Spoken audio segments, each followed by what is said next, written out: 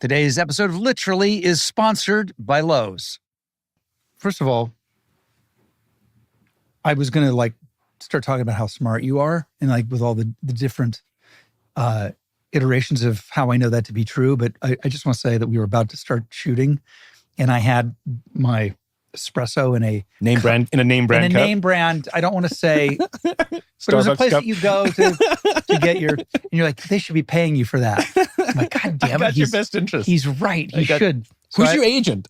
You are. Exactly. The Sinek. Well, that's why you had what was the name of the original firm that you had when you? Way back when I first started my company? Yes. Sinek Partners. No, Sinek Gomes. I had a business partner back in the day, Tony Gomes. I'm represented by Sinek Gomes. If anybody's interested sounds like a law firm. In product placement, like here, like we were just also talking about TMZ, when you watch TMZ and they're sucking on those huge cups, like they have to be working for that cup. Well, huge cup company. Big cup company. Big straw sucking, huge cup company sucking. But I've never understood the product placement thing, whether it actually makes money for these companies. I guess they've done the math. Although very often I think it's just a client who wants to meet whoever celebrity. I came from advertising and I remember we would hire people who were good for the brand. It's because the client had the hots for them.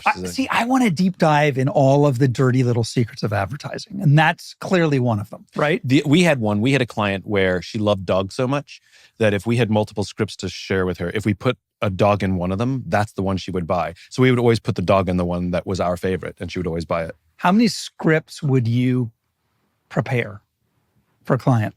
Oh, 2 or 3. Just 2 or 3? Yeah, because you don't want to have too many choices, because then you have death by choice. And then how many ideas? I mean, Coca-Cola comes to you and they say, this goes back a long time. I was an account guy, so I wasn't writing the scripts, but I guess I would determine how many scripts we presented. I guess that was my job. You want to present, I don't believe in straw dogs. You want to present all good work. So whichever the one the client chooses, you'd be happy and proud to produce. Because I've seen it happen where people present junk and then they try and talk you out of it, That's what a waste of time. I've been on the receiving end of that stuff too. Oh, I like that one. No, you don't. I'm like, why'd you show it to me then? Yeah, exactly. Book covers. I've seen book covers that way. Yeah. Oh, we'll have to talk about that too. Yeah. So at what point did you realize that life wasn't for you and that you had more to offer? I always knew that I would start my own business. I remember as an entry-level kid interviewing for my very first job, the junior HR person interviewing the even more junior, potential employee would ask me questions like, so what do you want in your career? What are you interested in? I said, one day I'm going to start my own business. I'm literally sitting there saying, if you hire me, I'm not going to be here for long. I'm going to quit. Yeah, right. Exactly. Right. And they still hired me. So I always knew I had that entrepreneurial streak in me. I knew that I wanted that. And I wanted to have a corporate life first to sort of learn the ropes, which is what I did. And so I had a pretty good, fast-moving career in advertising, and I quit to start my own business about 5 years in. Earlier than I expected, but opportunities showed up and I lunged at it. So it is one of those things where you want to do it, but the river has to flow by you and you see the lily pad and you jump on that. Yeah. I mean, I think plans are useful if they're loosely followed. I don't know. Did your career go according to the plan? No. Well, it's that thing of all generals have a war plan until the first shot is fired or whatever that. I think that no plan survives contact with the enemy. Yeah. Yeah. It's all that. It's but it's the truth, right? It is the 100% truth. And I think having a sense of direction is what you need. A plan, I don't think is that useful.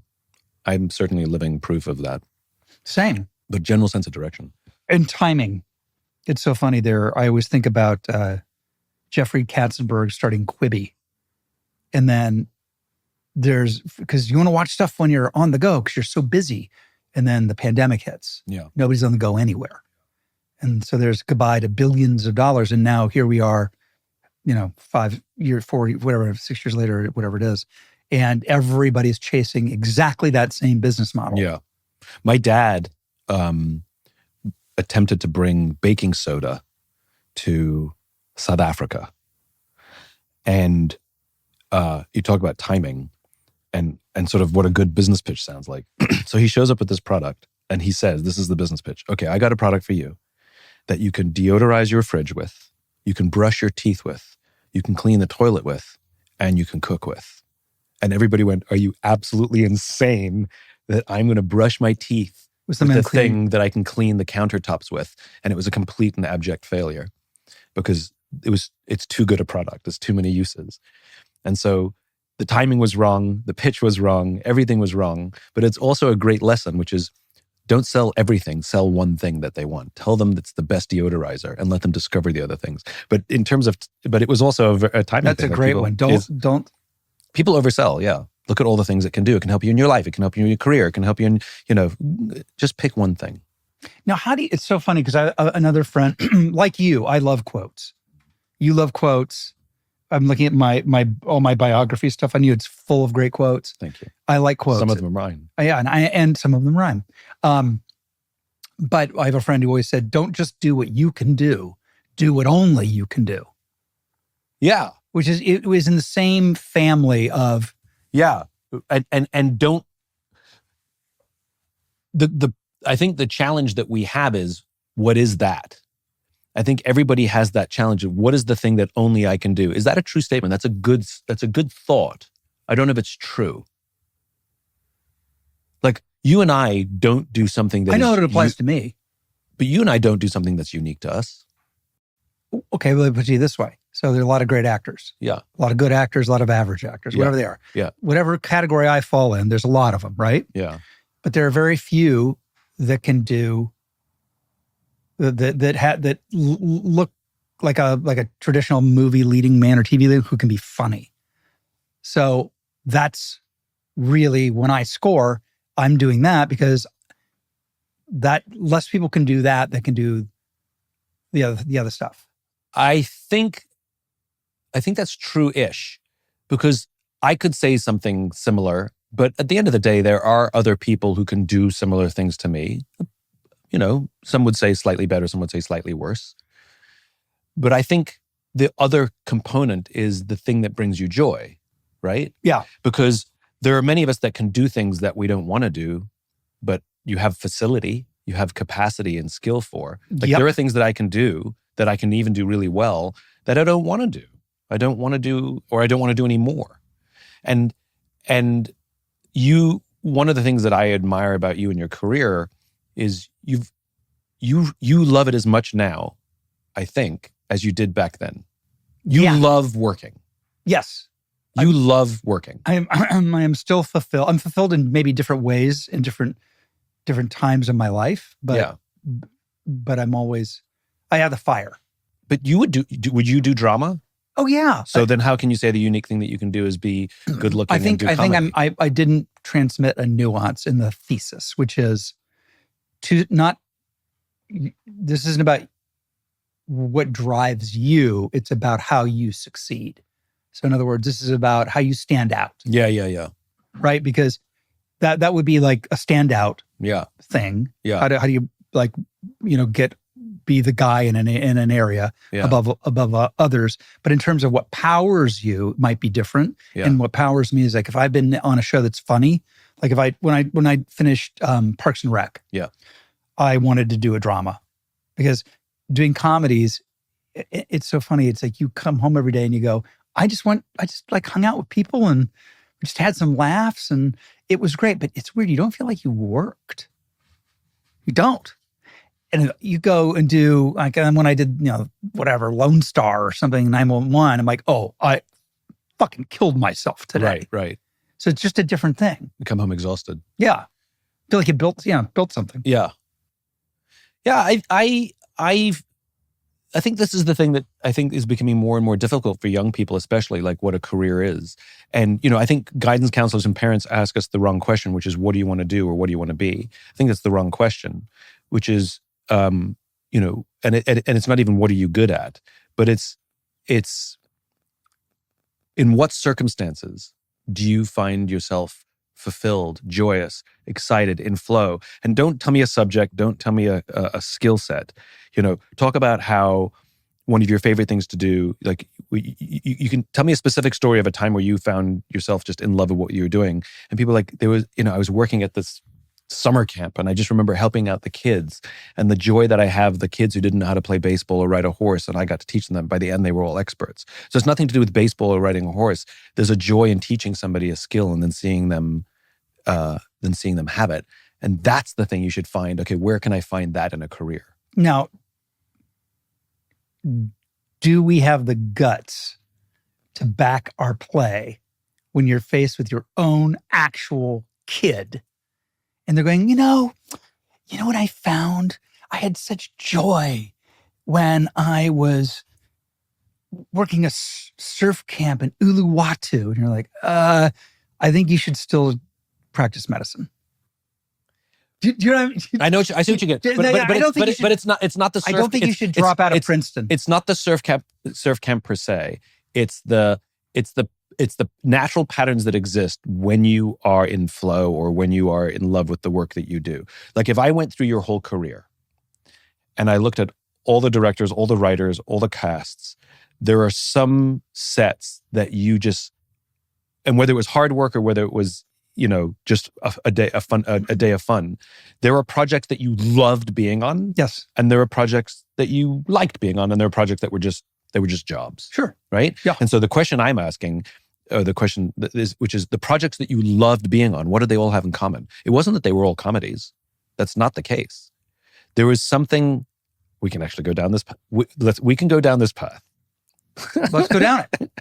Okay, so tell me a specific project that you worked on that you absolutely loved being a part of. That if all your projects were like this one, you'd be the happiest person alive. Something specific. Today's episode of Literally is sponsored by Lowe's. Lowe's knows that rewards members get more. That's why when you sign up for My Lowe's Rewards or My Lowe's Pro Rewards today, you get member deals, points, and more. Plus, you get free standard shipping starting at Silver Key and Gold Pro status. Savings for rewards members add up fast, so why wait? Become a rewards member for free and get more savings today. Okay, what about this? What if so you have to exclude, it's just the work, it's not the people in the office. Tell me a specific project that you worked on. You can answer the question however you like. A specific project that you worked on, that if every project you worked on was like this one, literally you'd be the happiest person alive. I want to say The West Wing, but there were parts of that that would have given me black lung. Okay, so what was it about the high parts of The West Wing that of all the amazing things you've done in this illustrious career, that element of The West Wing stands out more than anything else, that if everything else you did was like those days, those weeks, like you've won the lottery? I think. Tell me a specific story. Tell me one of them. Tell me a specific story of one of the good days, so I can understand specifically what was the joy. The day that I got the job, I had to audition, which I thought was, I don't have any ego about that. But you were already a famous actor by then. Yeah. Oh, yeah. And I hadn't auditioned in a decade more. Yeah. But I had no ego because my thinking was, it's a way to. I'm so competitive that I'm like, fuck yeah, I'll audition with anybody. I don't give a shit. And they hadn't been able to cast it, and I played that part, and knew, or at least felt, or believed. I believed that I was the only person who could play it. Like really, truly felt like I had such a lock on this mix of things that went into playing the character. Mm-hmm. And in the room, people were laughing and going crazy. And then when I got done, Aaron Sorkin turned to everybody and said, I told you this scene was funny. And I was like, oh, wow. So nobody had been funny in this? Right. Fuck, what? And it was a confirmation of what I had thought, which was, whatever it is about me, I had something unique to offer a part that, in theory, a lot of different people could play. So I asked you to tell me a specific project that stands out amongst all others in your career, that if all of them were like this one, you'd be the happiest person alive. You said there were parts of West Wing that fit that. I said, tell me a specific story that capture for me so I can understand what the joy was, and you told me about an audition. You didn't even tell me about it. So what was it about auditioning for West Wing that stands out as such a joyous experience compared to everything else that you've done in a career? Is it the stakes? I don't know. You tell me. My initial thing is, because you told me this project stood out, but you told me about, then when I asked you to give me an example, you said the audition, which wasn't the project. no, it's true. I mean, maybe it's the stakes. It's like I love being in live theater. Because there's it's all you're not. No one's editing you. So you like stakes. I think it's stakes. And you said you're competitive. So an audition is the same as live theater. Like yes, it'll go well or it won't go well, and you don't get a second try. that's right. Like when I've done my one-man show, Right. it's the same. It's the same buzz. So basically, okay. So now we're getting into something here, right? So now the one-man show gives you the same buzz. So you like stakes. You like odds. You like risk. Saturday Night Live You like risk. is another one. Yeah, you like risk. You like that you are forced to hold yourself to the highest standard in the moment because you don't get a gimme. You don't get a mulligan. And when you look at your career, the times you had the most joy, it's when there were stakes. Yeah, because Saturday Night Live would be up there too. Okay, tell me an early specific happy childhood memory. Something that I can relive with you. Something, not like we went to my grandparents every weekend. Something specific that I can relive with you. But you're presupposing I had a happy childhood. Okay, tell me any memory from your childhood then. Okay. This is a happy childhood memory. It's my grandma giving me coffee. Of course, it was milk Right. with a drop of Sanka. Remember Sanka? I do. With a drop of Sanka. And then she would read to me Peter Rabbit. So of all the good or bad things that happened to you in your childhood, what was it about this one memory that stands out amongst all the others? Clearly it was the caffeine. Clear as the caffeine, right? And you've been buzzed ever since from Sanka. I'm just Sanka very much. I would say the memory of it feels like comforting. Yeah. And feels I don't know. I don't know why I remember that. What did she say anything to you when she gave you, like, why did you want coffee? She had it. So you wanted to be like her. And so she said, okay. Fitting in, being like, it was our thing. Right. It's our thing. And then, of course, Peter Rabbit's fucking throwdown book. I mean, it's pretty good. I mean, come on. Mr. McGregor's Garden. Come on. I mean, I like Beatrix Potter. And I would play Peter Rabbit, by the way, while she did it. So it started early. So I would hop around the... How old are you in this scene? 18? I was, about 21. Yeah. Came home from St. Elmo's Fire. Wanted to go see Grandma. I was like... Put some Sanka in I was like... in your milk. Hey, Sanka. So, I mean, there's stakes, right? I mean, I'm trying to find the connection there. I'm not sure there is one yet. But I do like this idea that I'm fascinated by the fact that I asked you a question about projects that stood out to you. And I did it. And you told me an audition. And then as we dig a little deeper, and you think about all of the real highlights, the highs of your career, it's the live, it's the stakes, it's the risk. I find that interesting. So the question is how do you create risk? How do you create stakes when when there are just inherently less stakes? Well, it's pushing into something new is also part of it, which I know that is my thing. Yeah. And like trying to figure out where my place is in stuff, like which we almost started talking about what you tell kids to do today with the world changing so quickly. Mm. And I can feel the world. I mean, this is no stop the presses moment, but the world is changing so quickly right now that I'm all about trying to figure out where to be. And I think it happily is because I feel like I'm a nimble person. I like stakes. I think I'm actually going to position pretty well for what's coming. And I've done that in my career. It's like I did TV when people didn't do TV. I pivoted into comedy when I love to pivot. I'm happy to pivot. Is it because of boredom? Mostly it's boredom. I get bored so easy. I hate it. It's dealing with boredom. Like when I got sober, right? I realized the number one thing that I had to learn was dealing with boredom. Like boredom drove me to anything unhealthy I've ever done has come from Boredom. from dealing with boredom, which I find intolerable.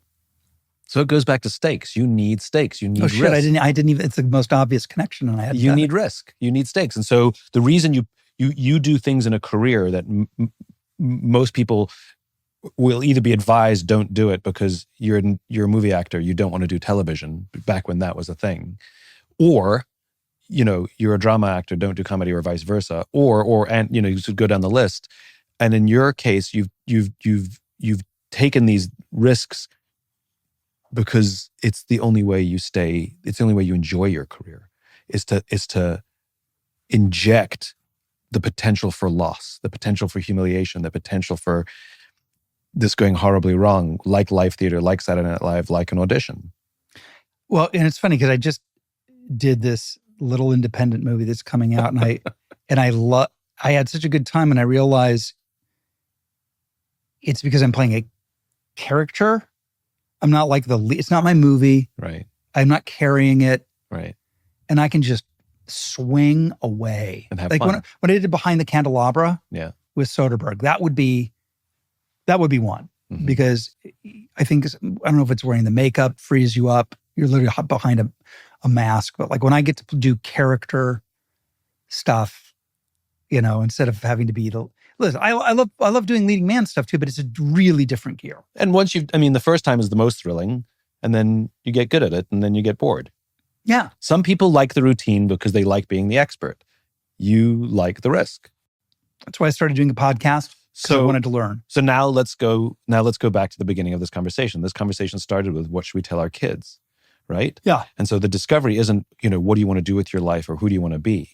But what we've learned about you is that you are happiest when there's the potential for downside. You are the happiest when you are responsible for you, and if it doesn't go well, so what things can you do? And so one of the things that we would say to you is, well, find something that is constantly changing, or you have the ability to pivot. Find something you're not going to get stuck in routine, or have a career where you have some agency so you can, mix things up and take risks that others wouldn't. Now, where can we do that?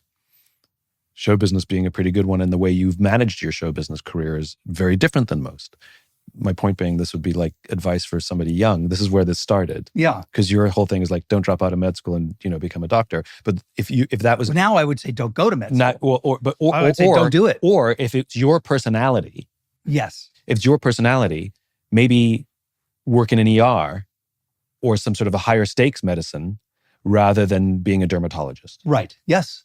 Right? Yes. You would find dermatology it would be mind-numbing for you. Yeah, I don't know how people do that. But if you worked in an ER or some sort of high-stakes medicine, you'd probably enjoy it. You never know what's coming in the door. You'd probably enjoy it. Yes. See? Okay, now that's how that works. Now add to it, all of those things are going to be done by robots. So now what do you do? Like one of the great AI minds recently was saying, within 5 years, the notion of, so what do you do? Like no one will say that. They'll say, so what are you into? I think people who predict the future are funny. I remember you and I are both, of an age where when the internet was showing up and online shopping was showing up, all of the same people who are telling us what the future is going to be like, they were all telling us that it's the death of bricks and mortar. Like stores are going to go away. Didn't happen. Now, their business model struggles for different reasons because the cost structures are more complicated than online shopping, but they're still there because we hunter-gatherers still like going shopping. So they get some of the predictions wrong, or technologists now love to tell us, 20 years ago, 30 years ago, 80% of the jobs today didn't exist, which means we can safely predict that in 20 to 30 years now, there's going to be 80% new jobs that we cannot predict. Don't you remember? It was just a couple of years ago. They were telling everybody, your kids, they need to be prompters because that went away quickly when the machine just got smarter and you could ask bad questions and get a good answer. Remember, we should teach coding instead of cursive? Right. Remember that whole thing? Yeah. I mean, so I think the only, and we never know exactly. Let me be devil's advocate though. Go for, yes. There's always, it's like when you get a script, you get what do you think is a bad note from the studio? Really bad. Mm-hmm. There's always at least a kernel or more of something legitimate in that note. Like you can dismiss it, go, oh, they're from the studio, what do they know? But there's always something there. And the death of bricks and mortar, listen, as my wife Cheryl Lowe is a jeweler. Brilliant one. And she's great. And when she started... Both of us forgot to wear our Cheryl Lowe originals. I do have this. I have my bracelet sitting by my bed and I forgot to put it on. But when she started her business, bricks and mortar, you had to be in bricks and mortar. And now it's like, there's a big... It's gone away. Well, yeah, but we're not saying that everybody who wants to sell something has to have bricks and mortar. What we're saying is that the internet did not eliminate bricks and mortar. Yes. All the predictions that bricks and mortar would go away didn't happen. Right. And I think it's because there's a hubris. The human beings have an arrogance, especially when they have a financial interest in whatever it is that they're peddling, right? Yes. To predict that thing that they're peddling is going to be the thing. Right. Duh. And I do think that the AI thing is also quite funny to me because if you go back to like the 70s and 80s, robotics were showing up in factories like en masse, and blue collar workers were saying, "Hey, you're going to put us out of work," and the ruling classes and CEO classes said, "It's the future, man. Technology, man. You got to reskill, man." Right? And they had no empathy for the loss of jobs. Well, the pendulum doth swing. Now, the plumber doesn't care about AI. I know. The baggage handler doesn't care about AI. Your construction guy cares about AI zero. Yep. The only people who care about AI are knowledge workers. Behind the desk people. It's the future, man. It's the future. Yeah, it's amazing. Like reskill. And it's like, the pendulum does swing and now what are you going to do? So I think that hard skills, we talked about this a little bit, which is hard skills, like learning how to do a thing, use your hands, use your brain, I think is a thing. But also I think human skills. That's the thing I say. I think we need to double down on human skills, quite frankly. I was talking to someone who, about their summer internships and who they hired. and it was sort of Silicon Valley-esque. And he was like, we didn't hire any of the brainy nerds. Enough of them. We hired only people who lit up a room. Mm. Oh, I love that. Make every day a Disney Plus and Hulu day and get everything you love in one plan. Disney Plus and Hulu will keep you entertained every day of the week, morning, noon, and night. Original series like the new comedy Chad Powers, comfort shows like Gilmore Girls, and must-watch news shows like Good Morning America, and action-packed movies like Marvel Studios' Thunderbolts on Disney Plus. Every day is a Disney Plus and Hulu day because every day deserves great entertainment. 18 plus only. Offer valid for eligible subscribers only. Terms apply. I met the guy who ran the human space part of NASA, basically ran the astronaut program. And so I asked him, "What's the number one quality you look for when you choose when you let somebody into the astronaut corps?" And he says, "They have to be nice." Right? No, of course they have to be smart and all the rest of it. But number one was nice because they're going to be in a space station with a small group of people in a confined space for 6 months, 7 months, 8 months. And if you're not nice, things will break and things will go horribly, horribly wrong. You have to be a nice person. And if you've ever met astronauts, they're all really nice. They're really nice. They're also unflappable and they don't get, they don't get shaken under pressure. But at the end of the day, they're just nice. Because they have to be. And I thought that was really interesting. It's the human element, not the intelligence, not the engineering skill. The human element was number one. EQ, as they say, yeah. Right? EQ is number one. Number one. Number one. And of course, the other things are important, but not more important than the EQ. So if you're the best engineer and you're not a nice person, you don't get picked to go into the space station. What? Okay, so where do you see higher learning going? When That's a good the question. knowledge of the ages is right here. And it's what? It's about rote memorization. That's it? It's a good question. I think we also misunderstand the full purpose for higher education, right? It's a halfway house to independence for some kids, right? For a lot of, I would say all of them. For a lot of kids, well, some kids, they're forced to grow up fast, unfortunately. But I think for most of us, what I learned at college, I don't think, except for me studying a bit of anthropology, which has benefited me and it's basically my career now, the thing that I learned in college was how to be independent, and I'm talking basic stuff like how to do my own laundry. Yeah, no, 100%. Like I had to keep my own room clean, like I didn't have my mom yelling at me to clean it. Like I had to do it. Yeah. I had to motivate to do it. I had to be responsible for my own schedule. I made my own schedule. I chose my own classes and I had to show up. Nobody was nagging me or bugging me. And so it's a great entry-level way. It's a great halfway house. And you learn conflict resolution and you learn to deal with your own stuff and you learn to ask difficult questions. And it's the first time ever you can fight with a professor.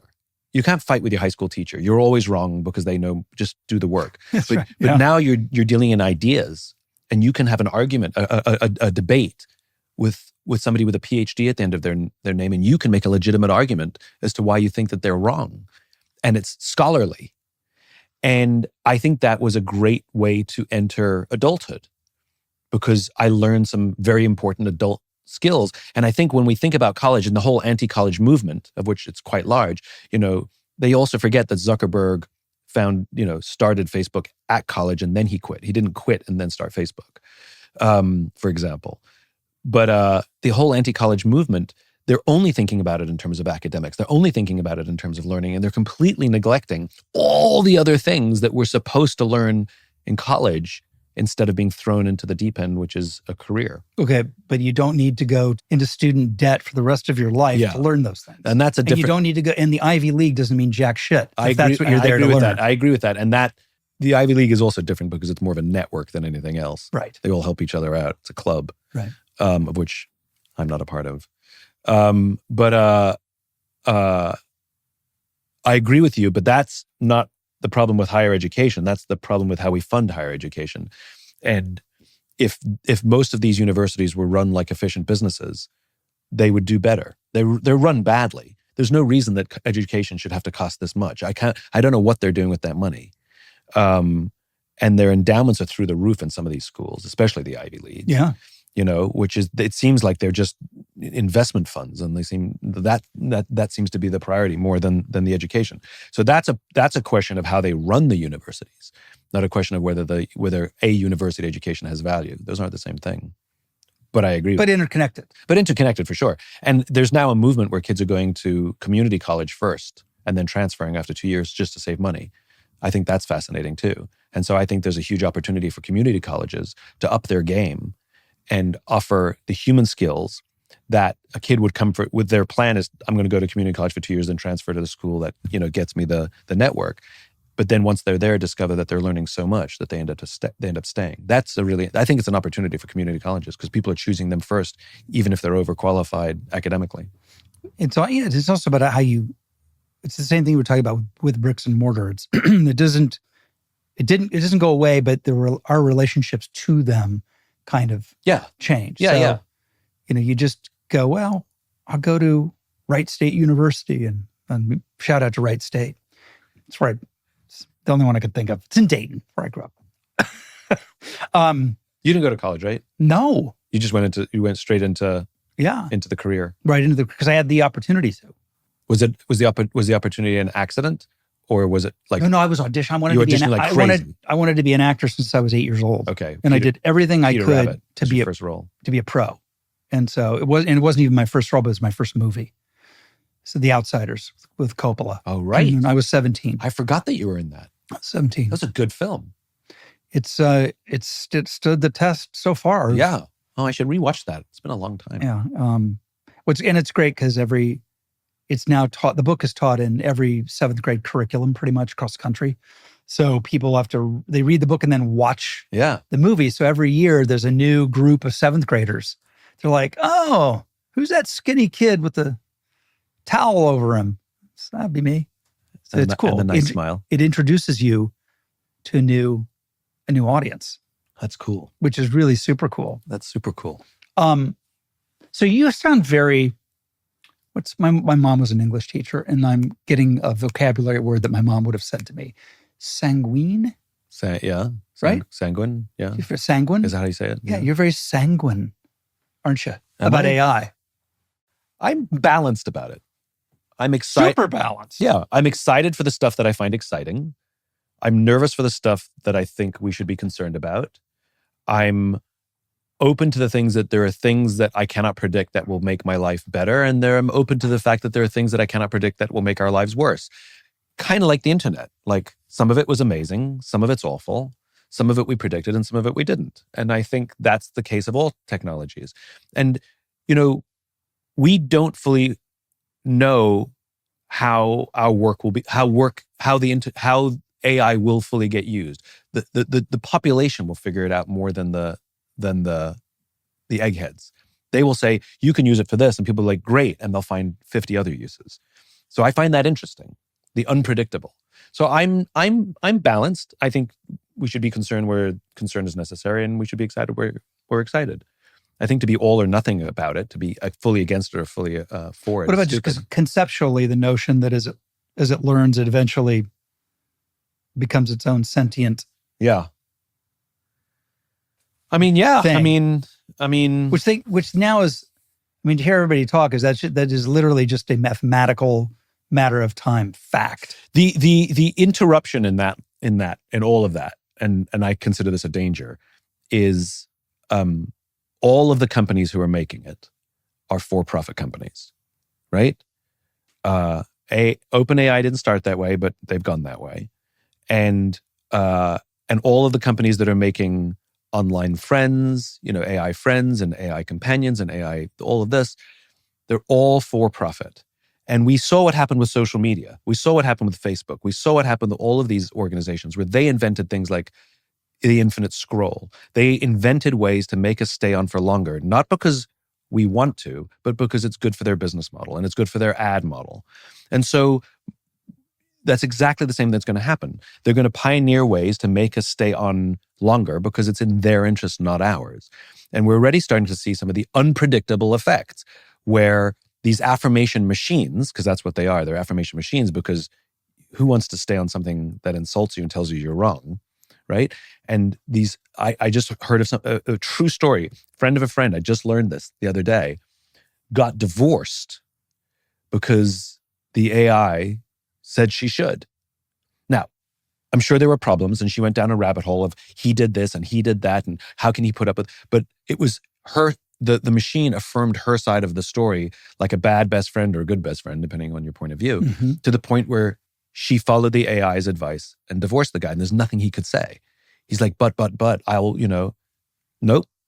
The machine told me that I am right and this marriage is over. And we already know how it's driving people, young people, again, it's in them, but it's encouraging them to suicide, And so I think that anytime there's a financial model involved, we should be cynical.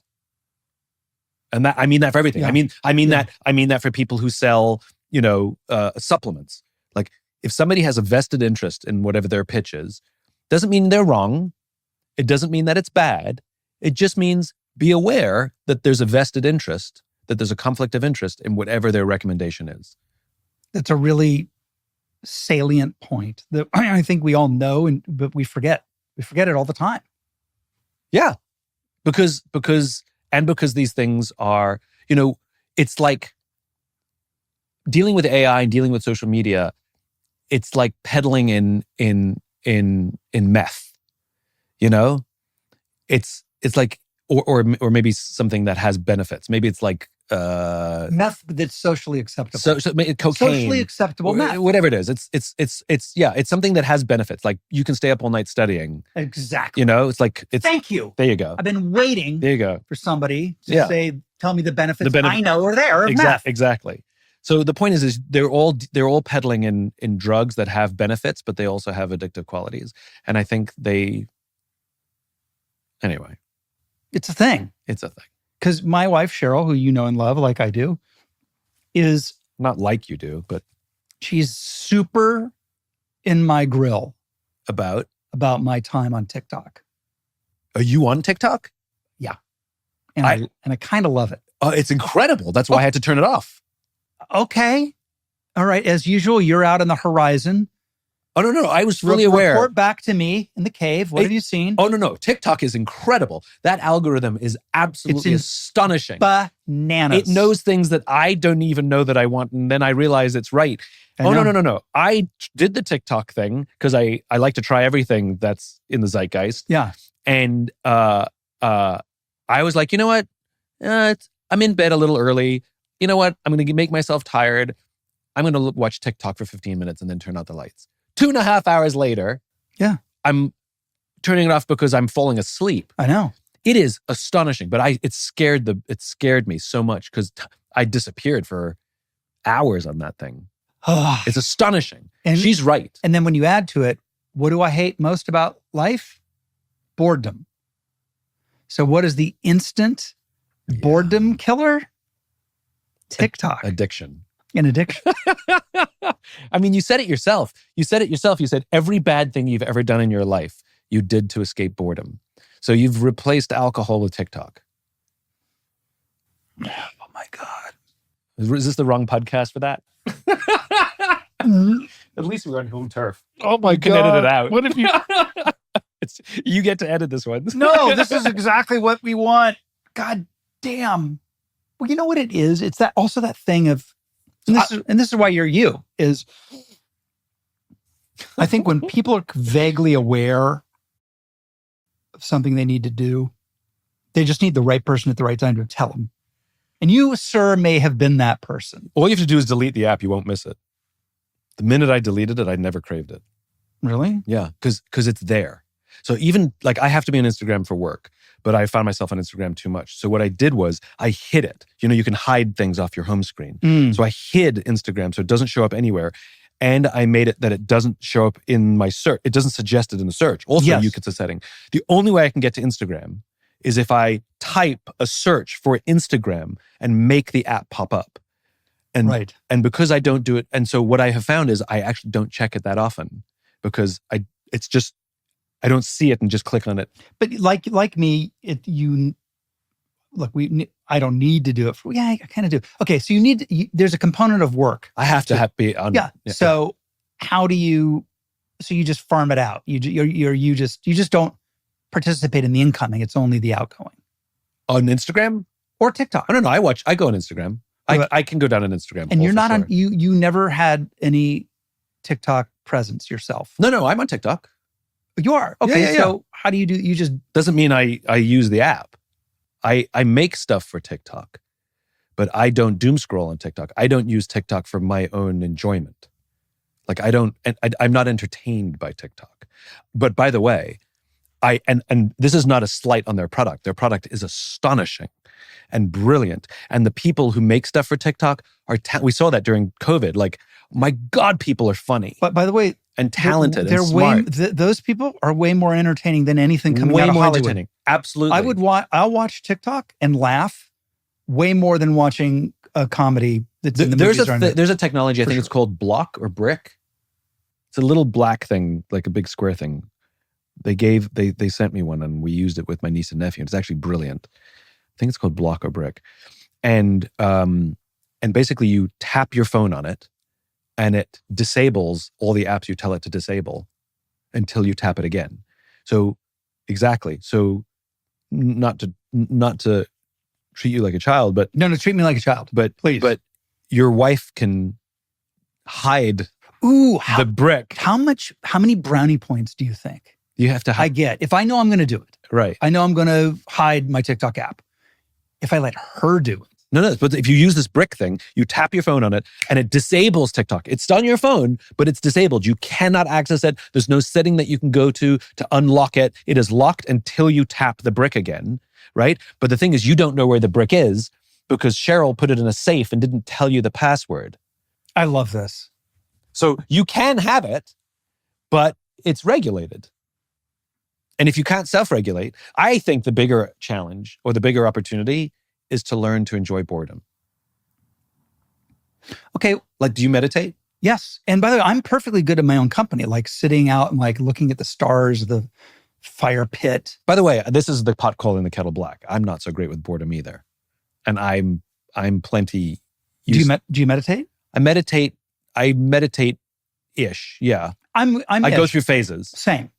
But I also don't like being bored and like to fill space. And I've had to learn to embrace boredom to some degree. I'm not good at it. Well, how about, here's an early memory.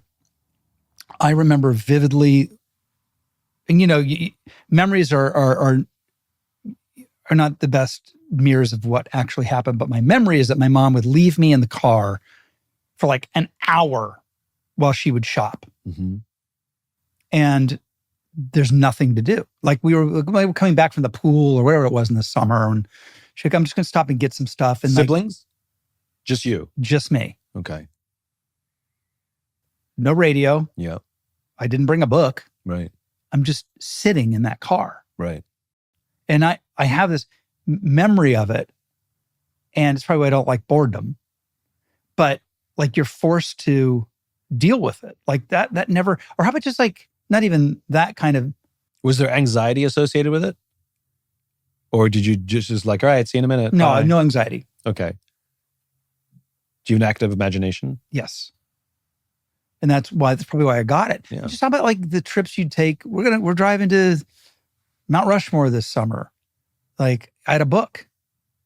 And I read the book, and then if the book was done, that's it. There's nothing else to do. Count license plates. Yeah. No one's doing that. So you think I have a problem with boredom? What about the kids today? What about the kids today? I've seen them. I've seen them at Chuck E. Cheese. There's data. And they've got the dancing cheese, and then they've got their screens. There's a data that shows that kids who have more toys have worse imaginations, and kids who have fewer toys have better imaginations, of course. Right? And so, the irony is the more we give kids, the more we're screwing them up. Where,